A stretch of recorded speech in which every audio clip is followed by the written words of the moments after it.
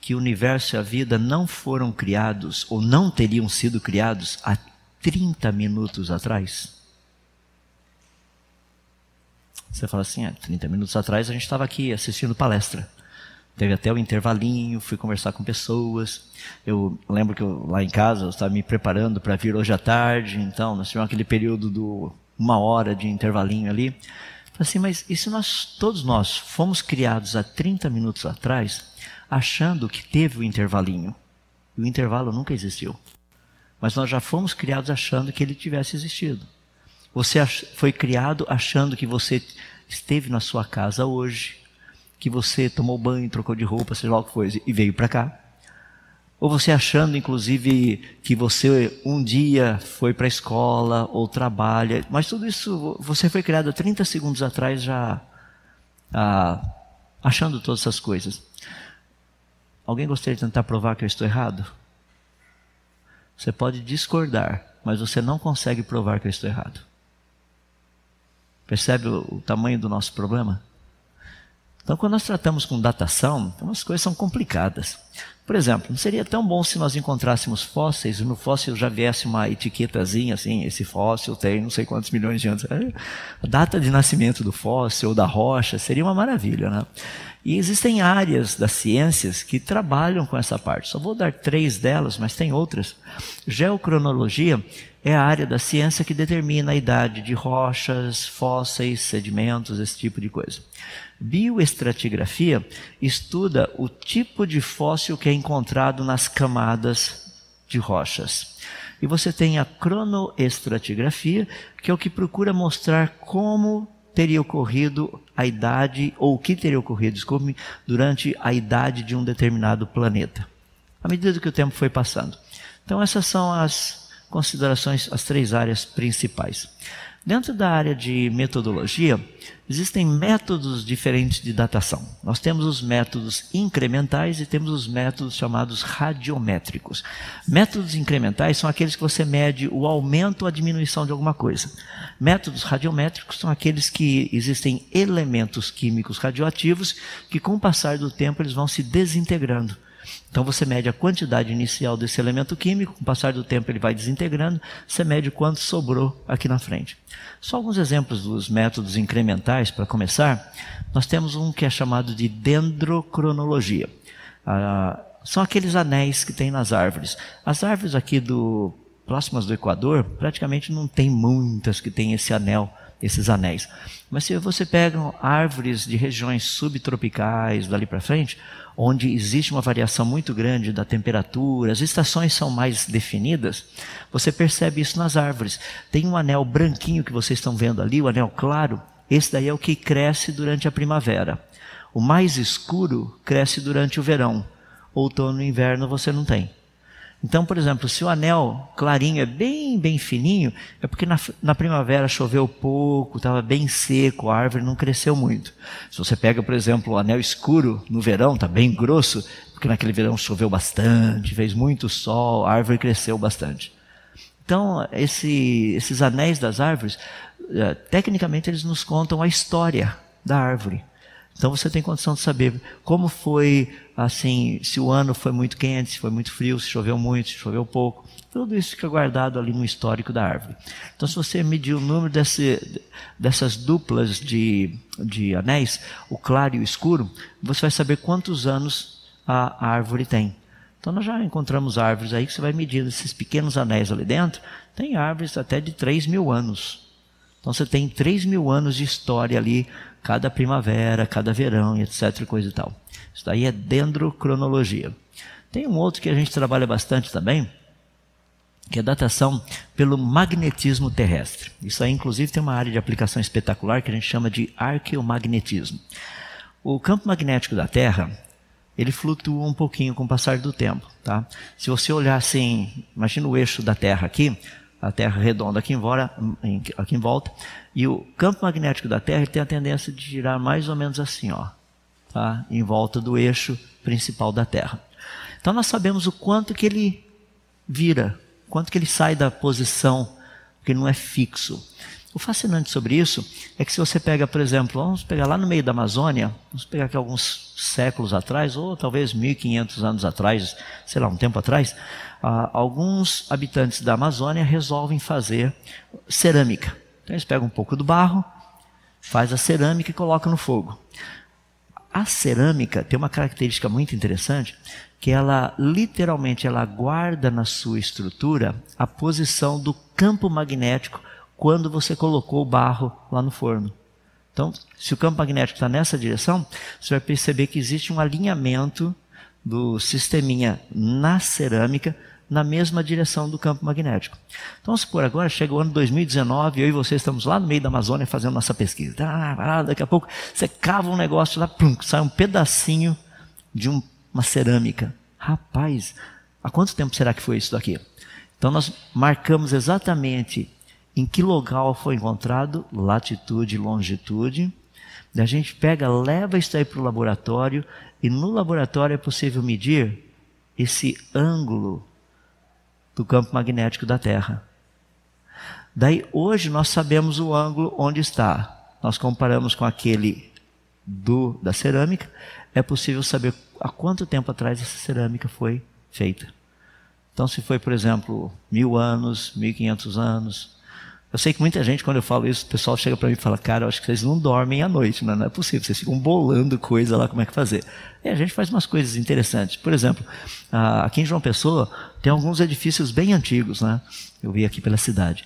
E você vê, por exemplo, alguns deles com vidro. Se o vidro for original, dá para a gente saber quando que o vidro foi colocado lá.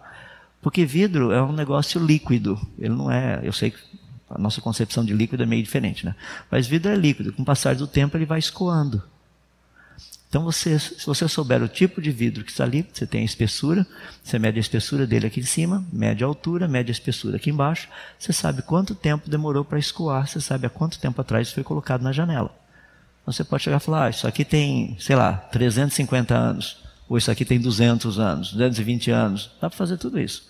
Então, esses são os métodos que nós chamamos métodos incrementais. Diminui ou aumenta alguma coisa.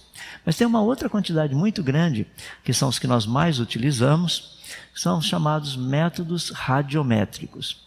Os métodos radiométricos, eles usam essas 3 pressuposições importantes, que a taxa de desintegração ou de decaimento do elemento químico é constante. Essa é uma delas aí. É o constante o tempo todo. A segunda é que a abundância de isótopos na amostra não foi alterada nem por adição ou subtração com o passar do tempo. Por exemplo, a quantidade de carbono 14 que tem no fóssil não aumentou nem diminuiu por fatores externos. Tá? Por exemplo, diminuição. Você tem uma rocha. Tá? Se muita água passa na rocha, essa água tem a tendência de levar um pouquinho dos elementos químicos originais da rocha. Então vai ter menos elementos químicos do que o que normalmente teria por causa da água. E a terceira é que a rocha, quando foi formada, ela tinha uma quantidade conhecida do chamado elemento filho. Eu não vou entrar em detalhes nisso daí, mas só dar uma ideia geral. Essas 3 pressuposições são muito importantes, porque todas elas estão relacionadas com um negócio que a gente chama de meia-vida. Deixa eu explicar o que é meia-vida.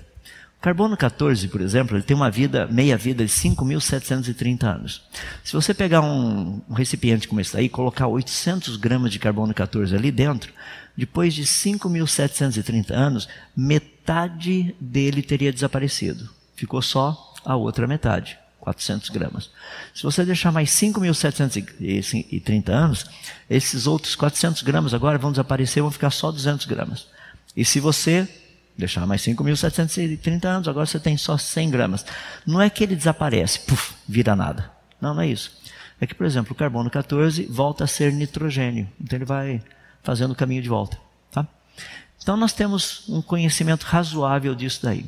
Quando nós pensamos, por exemplo, na taxa de decaimento, todos esses negócios, nós temos equipamentos que fazem essa medição com uma certa precisão para a gente. É muito legal isso aí. Por exemplo, espectrometria de aceleração de massa. O equipamento é fantástico, a gente trabalha com isso, é bem preciso. Dá para a gente medir quantidade de elementos químicos que estão numa amostra. E o problema maior é lá no comecinho, né? Tem umas equações aí que precisam ser resolvidas também, mas dá para a gente ter uma ideia. Deixa eu tentar colocar esses métodos todos, dando um exemplo bem simples. Vou pegar o meu copinho d'água, que é o mais fácil para a gente entender. Imagina que nesse copinho aqui tenham 100 ml de água. Tá? Eu vou fazer um furinho aqui e vão vazar 10 ml por minuto. Pergunta, depois de quanto tempo o meu copinho estaria vazio? Bom, se tem 100 ml, estão vazando 10 ml por minuto, isso significa que depois de 10 minutos não teria mais água nenhuma aqui dentro. 100 dividido por 10. Tá? Então os métodos de datação trabalham todos desse jeito. Eles medem a quantidade que ainda está lá dentro. Deixa eu fazer um exemplo prático. Se no meu copinho eu tivesse 50 ml aqui dentro de água, e está vazando 10 ml por minuto, há quanto tempo o copinho estaria vazando? 5 minutos, correto? Porque eu tinha 100, agora eu tenho 50, está vazando 10 por minuto. Agora deixa eu fazer uma outra pergunta. Vou pegar um outro copinho, está aqui meu outro copinho. Nesse outro copinho só tem 30 ml aqui. Há quanto tempo está vazando? Você fala assim, ué, não sei quanto de água tinha no começo. Percebe? O problema com os métodos de datação é o seguinte, a gente consegue medir quanto do elemento químico ainda tem, a gente mede o quanto que está vazando, que é a meia-vida do elemento químico. Qual o problema nosso? É saber quanto tinha no começo. E a resposta científica é bem fácil. Quanto que tinha no começo? Resposta científica. Só Deus sabe. Essa é a resposta científica. Assume-se. Essa é a razão dos métodos de datação terem tantos problemas. Deixa eu dar um exemplo para vocês. Existem muitos métodos de datação, não é só o carbono 14. O carbono 14 é um método de datação utilizado para idades até mais ou menos 6.000 anos. 6.000. Mais de 6.000, daí para cima, você tem esses outros métodos aí. Tem o samário neodímio, tem o rênio ósmio, tem o rubídio estrôncio, tem o potássio argônio, lutétio hafnio, tem o tório chumbo, tem urânio chumbo. Tem 2 de urânio chumbo que vocês estão vendo aí. Um é o urânio 235 e o outro é o urânio 238. Então tem uma quantidade muito grande aí. Dá uma olhadinha o que mais ou menos o método de datação faz. Vamos imaginar que se você medir a quantidade de urânio e chumbo numa rocha, porque o urânio, à medida que ele desintegra, ele vira chumbo. Tá? Então, essa proporção de urânio e chumbo, considerando 1 grama de urânio, você vai perceber que esse negócio teria 100 milhões de anos. Se a quantidade de urânio diminuir ainda mais e a quantidade de chumbo aumentar um pouco, significa que mais tempo teria se passado. Então, você teria agora 1 bilhão de anos. Se o negócio for desse jeito aí, ó, agora diminuiu ainda mais a quantidade de urânio, aumentou ainda mais a quantidade de chumbo, agora você tem 2 bilhões de anos. E se você chegar a um negócio desse jeito assim, tem essa quantidade de urânio, diminuiu ainda mais, daí você vê a quantidade de chumbo, aumentou ainda mais, 3 bilhões de anos. Então as pessoas chegam para mim e falam assim, não, mas os métodos de datação são bons então. Bons na maneira de dizer. Por quê? Se os métodos de datação funcionassem, você poderia pegar uma mesma rocha e datá-la com 2, 3, 4 métodos de datação e todos eles dariam a mesma idade da rocha. Olha o problema. Se você pega uma única rocha e data com métodos diferentes, as idades são horríveis. Fica um negócio totalmente um disparate a coisa. Olha só, essa rocha, que é uma rocha basáltica, foi feita uma experiência, datado com o método urânio-chumbo, rubídio estrôncio e potássio argônio. Com o método urânio-chumbo, deu uma idade de 2 bilhões e 600 milhões de anos. Com o rubídio estrôncio, deu uma idade de 1 bilhão e 270 milhões de anos a 1 bilhão e 390 milhões de anos. Com o potássio argônio, deu uma idade de 10 mil anos a 117 milhões de anos.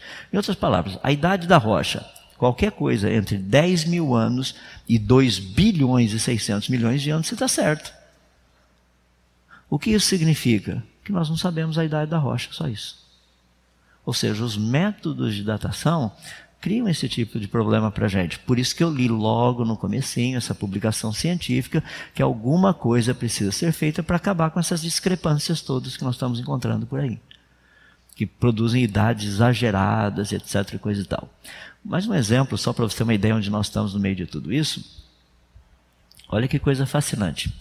A Universidade do Havaí fez uma série de estudos muito interessantes, pegando literalmente a lava vulcânica do vulcão Kilauea, para fazer um estudo, datação do vulcão e tudo mais. Então, vocês estão vendo aí uma lista aqui da profundidade da qual a lava foi retirada e a idade associada com essa lava nessa profundidade. Então, por exemplo, lava que estava, olha ali no meio, lava que estava a 2.590 metros de profundidade, quase 2.600 metros de profundidade, deu uma idade de 43 milhões de anos. E as pessoas falam, mas qual o problema? O problema é que o vulcão Kilauea surgiu há 1000 anos atrás. Isso é registro histórico. Agora, como que um vulcão de 1000 anos pode ter lava de 43 milhões de anos? Percebe o problema, a discrepância que existe com a datação radiométrica? E eu fico impressionado como pessoas preferem crer nesse negócio maluco que está aqui. Não estou dizendo que ele não é lógico. Não sei se lembram de ontem a ideia de lógico, mas errado. A ideia você não vai conseguir chegar na sua casa. Por quê? Porque primeiro você precisa percorrer a metade da distância, daí tem a outra metade. E agora para percorrer essa metade, você tem que percorrer a metade dela, daí falta outra metade. O raciocínio é lógico, mas está errado.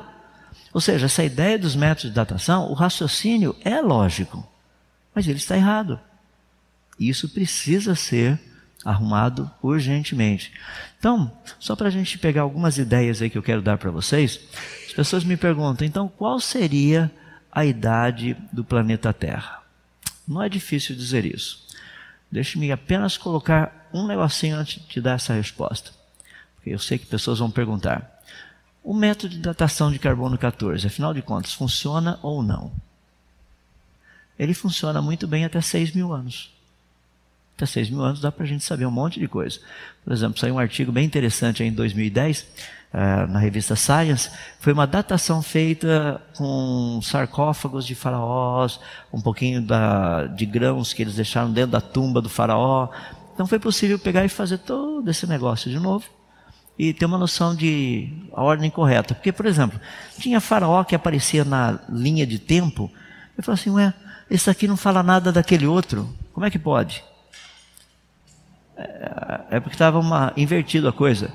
Esse cidadão aqui não era o avô. Quer dizer, desculpe, esse aqui não era o filho, ele era o avô. Tá? Então, não dá para falar ainda, porque o neto não tinha nascido.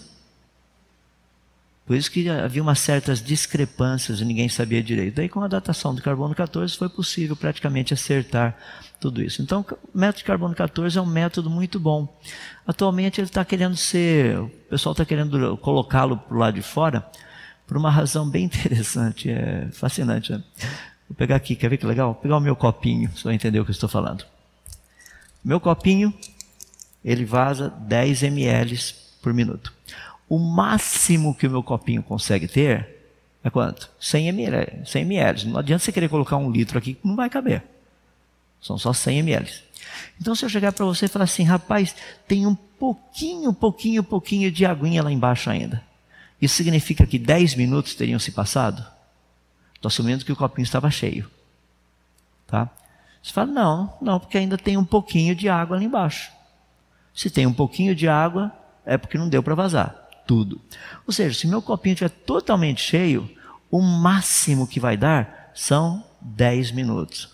O que o carbono 14 tem nos mostrado é o seguinte: se ainda encontrarmos carbono 14 numa amostra, essa amostra não poderia ter mais do que 10.000 anos. E a gente encontra assim, carbono 14 em todo tipo de amostra por aí. Por isso que o pessoal está ficando preocupado, né? Você acha uma rocha. Essa rocha aqui tem 600 milhões de anos. Ela é do período pré-cambriano. Nossa, que legal, 600 milhões de anos. Daí lá no meio da rocha você encontra um grafite pequenininho lá. O grafite tem carbono. Aí a gente pega esse carbono e leva lá para o laboratório. Chega lá no laboratório e coloca lá no espectrômetro. Roda o negócio, daqui a pouco. Tem carbono 14. Se tem carbono 14, esse negócio não pode ter 600 milhões de anos. Ele não pode ter mais do que 10.000 anos. Quer ver? Para você que é cristão, acho que você vai entender o problema. Se nós fôssemos no jardim no Éden, 6.000 anos atrás, e pegássemos uma rocha e trouxéssemos para datá-la, qual seria a idade da rocha? 6.000 anos ou alguns milhões de anos? Depende da quantidade de elementos químicos que Deus tivesse colocado na rocha, não é verdade? E se Deus já colocou um pouquinho de urânio e um pouquinho de chumbo? Só para deixar, para que aqueles que não querem assim, crer nele, encontrassem evidências de que ele está errado. Na verdade, não tem evidência nenhuma que ele está errado. Deus pode criar a rocha do jeito que ele quiser. Ele pode pegar o copinho d'água da rocha, né, copinho d'água entre aspas, e criar com metade só dentro. Qual o problema? A gente ia falar assim, não, mas começou aqui. Deus falou, não, eu comecei aqui. Quer ver um exemplo simples disso? De novo, isso é um parênteses do que nós estamos falando, tá? Adão foi criado no 6º dia. Com quantos anos, mais ou menos, você acha que ele tinha? De 20 a 30 anos, mas ele foi criado naquele dia. Qual a idade dele? Algumas horas. Qual a aparência dele? 20 a 30 anos. Isso é o que nós chamamos de idade aparente. E a gente encontra muita coisa no universo com essa tal de idade aparente. Percebe? Então é bem legal a gente ver essa parte de datação e tudo mais. Bom, para a gente concluir, deixa eu dar alguns exemplos rápidos, porque eu sei que tem muito de dinossauro aí para ser tratado, né? Estou preocupado até ali atrás, que é capaz daqui a pouco um dinossauro pular lá de trás em cima de mim. Então eu vou andar rápido aqui para a gente ver os nossos queridos dinos. Deixa eu dar algumas evidências, são muito importantes, e deixa eu dar algo para você pensar. Você já sabe, não sei se você já percebeu, mas talvez a tua máquina de lavar roupas, ela tenha uma função chamada centrifugação.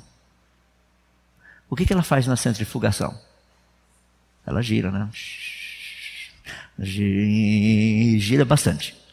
Por que ela gira bastante? É porque à medida que ela gira bem rápido, o tecido, sua calça, sua camiseta, sei lá o que for estiver lavando, lençol, toalha, encosta na beirada. Como na beirada tem uns furinhos, a água é forçada a sair da roupa. Isso a gente chama de força centrífuga. Tá? Então gira bem rápido, a água vai escapando, daí você tira o negócio lá de dentro, quase não está molhado mais. Já percebeu que a Terra gira a mais ou menos 1.700 quilômetros no seu equador? Ou seja, ela tem uma força centrífuga maluca.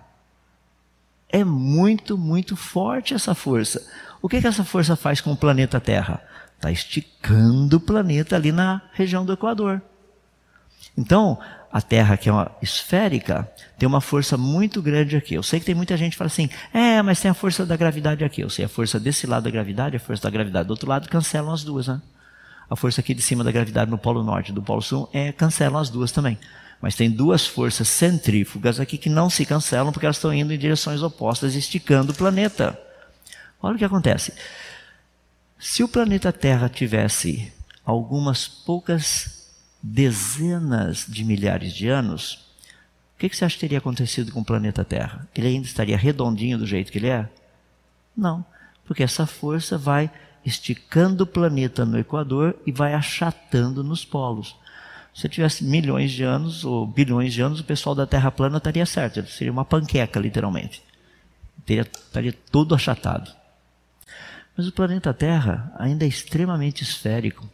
Ele tem cerca de 12.700 quilômetros de diâmetro no Equador e cerca de 12.700 quilômetros no diâmetro polar. A diferença entre esses dois diâmetros, de cerca de 12.700 quilômetros, é só de 40 quilômetros. Ou seja, o diâmetro equatorial é 40 quilômetros maior do que o diâmetro do polar. Nós estamos falando de praticamente 12.700 quilômetros. Percebe? Isso significa que faz pouco tempo que a Terra está girando. É igual a sua máquina de lavar. Se girar pouco tempo, pode pegar na roupa que ela vai estar bem molhada ainda. Se ela estiver girando bastante tempo, pega na roupa que está mais seco. Essa é uma daquelas evidências assim que as pessoas não gostam de pensar muito. Então deixa eu dar algumas outras aqui para você ver. Tem alguns fatores que nós chamamos de fatores limitantes. Por exemplo, sabia que a luz está se afastando da Terra. Nós sabemos disso. Isaac Newton já tinha feito essa proposta em 1687. Um grupo de pesquisadores, tem uma lista deles aí, em 1754 eles já tinham definido esse negócio. Nós sabemos que ela está se afastando principalmente por questão das marés. A maré que a gente está habituado aqui. Então você tem maré alta e maré baixa, maré alta e maré baixa. Nós sabemos como funcionam as marés, tá? Não somente em relação da Lua, mas também essa geometria entre Terra, Lua e Sol. Nós sabemos quais são os pontos no planeta Terra onde a flutuação da maré é muito alta, onde é muito baixa.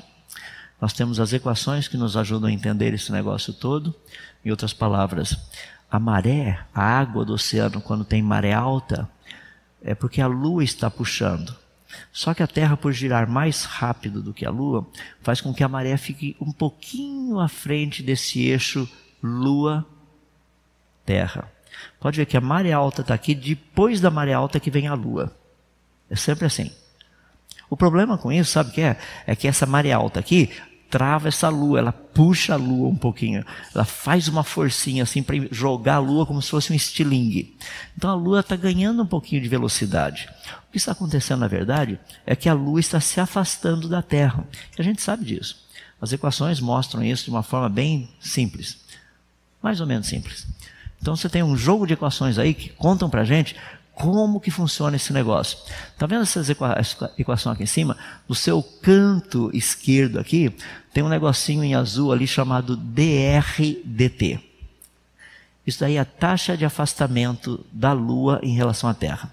Isso é muito legal, sabe por quê? Porque se a Lua está se afastando, então no passado ela estaria cada vez mais perto da Terra. Só isso. A pergunta é quando que ela estaria girando ou rolando na superfície da Terra? Dá para calcular? Dá. Então a gente pega esses negocinhos, só faltava esse dr/dt para a gente calcular, mas Apolo 11, Apolo 14 e Apolo 15 deixaram esses negocinhos que vocês estão vendo ali embaixo, com uns pequenos espelhinhos refletores, que a gente manda um laser daqui na Terra, o laser bate nesses refletores e volta. Então você marca o tempo que demorou para ir para voltar, você mede a distância certinho, dá para saber, inclusive, se está se afastando. Está se afastando. E a velocidade de afastamento é bem pequena, é aproximadamente 3 centímetros, 8 milímetros e 0,2 de milímetro por ano. Então agora a gente sabe o que é aquele dr/dt. O resto da turma a gente já sabia todo. O dr/dt azulzinho ali embaixo não. Agora dá para a gente calcular e falar, há tanto tempo atrás a Lua iria quebrar a superfície do planeta Terra de tão pertinho que ela estava. Nós temos os valores iniciais. É só fazer a continha, aproximadamente 1 bilhão e 200 milhões de anos atrás, a Lua estaria tão perto da Terra que a crosta terrestre iria rachar e mergulhar no magma. Ou seja, seria impossível haver vida no planeta Terra há 1 bilhão de anos atrás, isso é certeza. O campo magnético da Terra. O campo magnético da Terra é isso que forma esse negócio bonito, a aurora boreal, a aurora austral. A gente estuda bastante isso daí, nós sabemos como que esse negócio funciona, como que ele protege também a Terra de radiação que vem do Sol. Nós sabemos como ele age, ou seja, vou dar um negocinho bem simpático aqui para você entender um pouquinho. É o que nós chamamos de regra da mão direita. Só vou dar um exemplo aqui para você saber. Se eu colocar um fiozinho daqui de baixo até lá em cima e mandar eletricidade daqui de baixo até lá em cima, então tem uma corrente elétrica indo nessa direção. Corrente elétrica produz campo magnético. Então se você colocar o seu dedão na direção que o campo magnético está indo, colocar os seus dedos em volta do fiozinho, você sabe como que o campo magnético está girando em volta desse fio. Então se está indo para lá, está girando desse jeito. Se está vindo de lá para cá, agora é o contrário. Então ele está girando no sentido contrário. Tá? No planeta Terra, nós temos o campo magnético da Terra. Não vou contar o detalhe para você, vou deixar você fazer uma pesquisa lá na internet. Se o campo magnético for do Polo Sul para o Polo Norte, Polo Sul para o Polo Norte, o meu dedão aqui, ele está apontando que lado a corrente dentro da Terra está girando. Tá? Se ele for do Polo Norte para o Polo Sul, o meu dedão, ele está apontando para que lado a corrente elétrica dentro da Terra está girando. Então é possível calcular esse negócio todo. O legal é que o campo magnético da Terra, ele tem 3 partes importantes. Nós temos satélites que têm medido isso. Tem uma parte que a gente chama de bipolar, tem uma outra que é quadrupolar e tem uma outra que é octopolar. A parte bipolar está perdendo energia. As outras 2 estão ganhando. Em outras palavras, o que perde e o que ganha são iguais? A resposta é não. Então nós sabemos que o campo magnético da Terra está perdendo a sua intensidade. Cada vez ele está ficando menos e menos intenso. Sabe o que isso significa? Que se nós voltarmos no tempo, há 40 mil anos atrás, o campo magnético da Terra seria praticamente igual ao campo magnético do Sol. Em outras palavras, certeza que há 40 mil anos atrás não havia vida no planeta Terra. Certeza. Mas eu quero dar a última para vocês, daí a gente dá uma olhadinha nos nossos dinossauros da vida aí e ver o que acontece. Tá? Olha que coisa legal. Na crosta terrestre tem uma quantidade muito grande de rochas chamado granito. E no granito você encontra esses negocinhos brilhantes aí. Nossa, o negócio parece até diamante. É por isso que eu brinco com o pessoal lá na cidade de São Paulo, tem uma rua 25 de um mês da vida, que o pessoal gosta de comprar relógio. Vou até falar do jeito que o pessoal fala. É relógio Rolex de diamante por R$10. Então você pode lá, pode ter certeza, é legítimo, tá? No fundo não tem nada de diamante, nem é Rolex. O que tem são esses pequenos cristalzinhos. Deixa eu falar um pouquinho deles. Esses daí são cristais de zircônio que você encontra no granito. Então de vez em quando você pega o granito, você olha assim, ele brilha, parece que tem uns negocinhos super legais, parece diamante. Não é, silicato de zircônio é tudo que tem ali dentro. Só que no silicato de zircônio, quando a rocha se forma, ele coloca no lugar do zircônio átomos de urânio, porque tem a mesma valência. E é legal porque o átomo de urânio, com o passar do tempo, ele se desintegra. Essa desintegração produz um gás chamado hélio. Esse gás hélio escapa da rocha e vai parar na nossa atmosfera. Só que na nossa atmosfera ele não consegue sair. Ele fica preso aqui dentro. Daí a coisa fica legal. Por quê? Eu vou pegar o meu copinho e fazer o contrário agora. Eu sei que nesse copinho aqui cabem 100 ml de água. Tá? Então eu vou pegar um conta-gota, deixar uma gotinha cair de cada vez. Cada gota tem 1 ml. Quanto tempo demoraria para encher o copo? Bom, se o copinho cabe 100 e aqui embaixo tem só 1 ml, isso significa que só 1 minutinho teria se passado.